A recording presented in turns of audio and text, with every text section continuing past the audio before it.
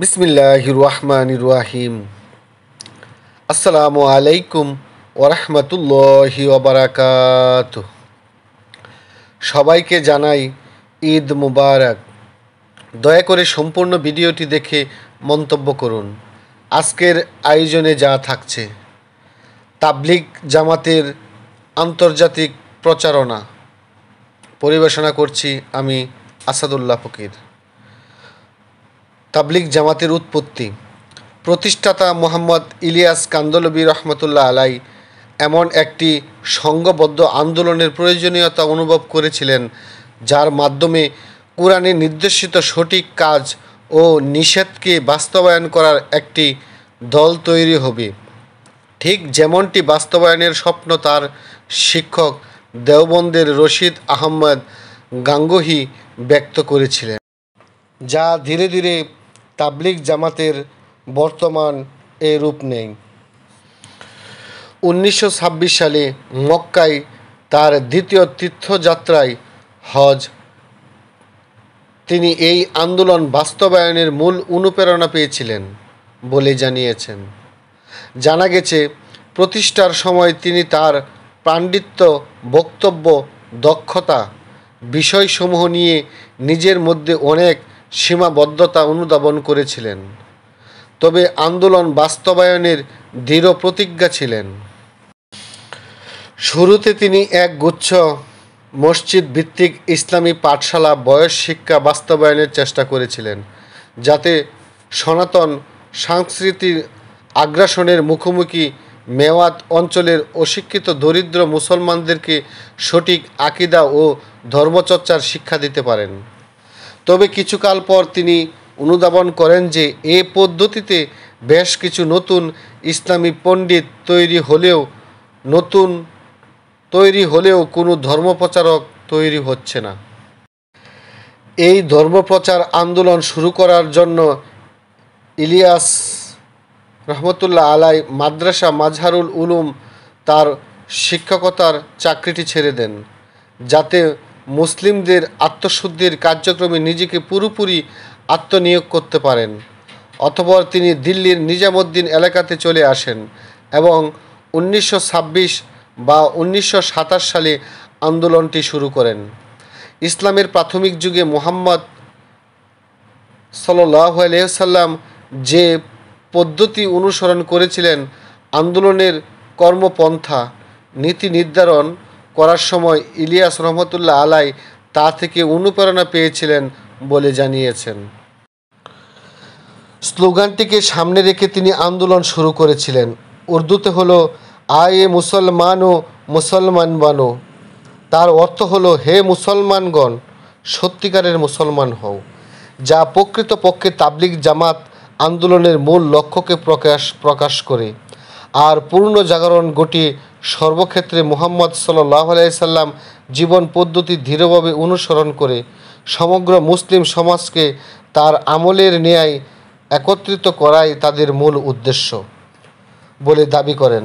এই আন্দোলন দ্রুতই গ্রহণযোগ্যতা অর্জন করতে পেরেছিল এবং জানা গিয়েছিল যে 1941 সালে তাদের বার্ষিক আলোচনা সভায় 25,000 জন অনুসারী অংশগ্রহণ করেছিল। আন্দোলনটি এমন সময়কালে শুরু হয়েছিল, সে সময় ভারতবর্ষের কিছু মুসলিম নেতা আশঙ্কা করেছিলেন যে মুসলিমরা তাদের ধর্মীয় পরিচয় হারিয়ে ফেলছেন এবং ধর্মীয় প্রথা, প্রার্থনাও, প্রধানত নামাজ, ঠিকমতো মান্য করতে পারছে না। তবে এই আন্দোলনটিকে কখনোই প্রাতিষ্ঠানিক রূপ ও নাম দেওয়া হয়নি। ইলিয়াস রহমতুল্লাহ আলাই এটিকে তাহরিক-ই-ইমান বলতেন। উৎপত্তি স্থান: দিল্লির মেওয়াত অঞ্চলটিতে মেওয়ানি গোষ্ঠীর কৃষি সংশ্লিষ্ট দরিদ্র জনগণ বসবাস করতেন, যারা রাজপুত জাতিগোষ্ঠীর অন্তর্ভুক্ত। ভারতবর্ষে ইসলাম প্রচার শুরু হওয়ার পর এবং মুঘল আমলে তারা ইসলাম ধর্ম গ্রহণ করেছিলেন, তবে পরবর্তীতে রাষ্ট্রের রাজনৈতিক পালাবদল ঘটার সময়কালে অনেকেই পুনরায় সনাতন ধর্মাবলম্বন ও সংখ্যাগরিষ্ঠ সাংস্কৃতিক আগ্রাসনের মুখে পড়েন। রাজার বলার্ড এর মতানুসারে তৎকালীন সময় বাকি মেয় জনগোষ্ঠী পক্ষেও তাদের জনজীবনে এই সাংস্কৃতিক আগ্রাসন রোধ করা সম্ভব হতো না যদি না তাবলিগ জামাত আন্দোলনের উত্থান ঘটত। তাবলিগ জামাতের আন্তর্জাতিক প্রচারণা। 1946 সালে হেজাজে, পশ্চিম সৌদি আরব এবং ব্রিটেনে সংগঠনটির প্রথম বিদেশি প্রচারণা সফর পাঠানো হয়। এরপর যুক্তরাষ্ট্রে এবং 1970 ও 1980 এর মধ্যবর্তী সময়ে ইউরোপ মহাদেশেও তাবলিগ জামাত একটি বৃহত্তর অবস্থান প্রতিষ্ঠা করে।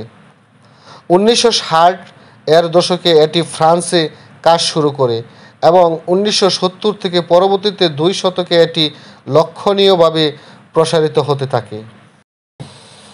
ইউরোপে তাবলিগ জামাত প্রান্তিক জনগোষ্ঠীর দিকে মনোনিবেশ করে, অর্থাৎ যারা ইউরোপীয় সংস্কৃতিতে প্রবেশাধিকার হতে বঞ্চিত, প্রবাসী কর্মী, হতাশ ও আত্মহারা কিশোর কিশোরী এবং মাদকাসক্ত। 1970 থেকে 1980 এর মাঝামাঝি সময়ে সংগঠনটি জনপ্রিয়তা ও সংখ্যার দিক থেকে শীর্ষে পৌঁছায় এবং এর পরেই এই অবস্থার অবনতি ঘটে। ফ্রান্সে এই অবনতি শুরু হয় আনুমানিক 1989 সালে, কারণ ইউরোপে শিক্ষিত মুসলিম পরিবারের তরুণ যুবকেরা তাদের ধর্মের আরও অধিক বুদ্ধিভিত্তিক কাঠামো অনুসন্ধান শুরু করে এবং সালাফি ইসলামের দিকে ঝুঁকে পড়ে। 1991 সালে সোভিয়েত ইউনিয়নের পতনের পর আন্দোলনটি মধ্য এশিয়ার তাদের প্রচারের মনোনিবেশ করে। 2007 সালের হিসাব অনুযায়ী কিরগিজস্তানে তাবলিগ জামাতের সদস্য ছিল আনুমানিক 10,000, যাদের অধিকাংশ সদস্যই সংগঠনের পাকিস্তানি সদস্যের কাছ থেকে প্রারম্ভিক অনুপ্রেরণা পেয়েছিলেন। পিউ রিসার্চ সেন্টারের অনুমান অনুসারে 150টিরও অধিক দেশ জুড়ে তাবলিগ জামাতের 1.2 থেকে 8 কোটি অনুসারী রয়েছে। তাবলিগ জামাতের অধিকাংশ অনুসারী দক্ষিণ এশিয়ায় বাস করে। তাবলিগ জামাতের আনুমানিক প্রায় 50,000 সদস্য যুক্তরাষ্ট্রে সক্রিয় রয়েছে। ভিয়েতনামে চামস জনগোষ্ঠীর মুসলিমদের মাঝে সালাফি মতবাদ সম্প্রসারণের একটি উদ্যোগ ভিয়েতনাম সরকারের নিয়ন্ত্রক কর্তৃপক্ষের দ্বারা রদ করা হয়, যা সেখানে তাবলিগ জামাতকে আরও অধিক সুবিধা দিয়েছে। এই রকম তাবলিগ জামাতের ইতিহাস পেতে চ্যানেলটি সাবস্ক্রাইব করুন এবং আপনাদের পাশে রাখুন।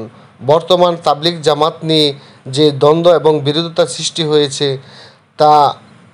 তা নিয়ে তাবলিগি ভাইদের কাছে আমার অনুরোধ, আসুন আমরা একসাথে মিলেমিশে বিশ্বব্যাপী ইসলামের দাওয়াত দেই, তাবলিগ জামাতের কাজ সহি শুদ্ধভাবে করি, আল্লাহ এবং আল্লাহ রাসূলের প্রকৃত পথ অনুসরণ করি। কেউ কোনো দলভিত্তিক রাজনীতিভিত্তিক তাবলিগ জামাতকে নিয়েন না। আল্লাহ এবং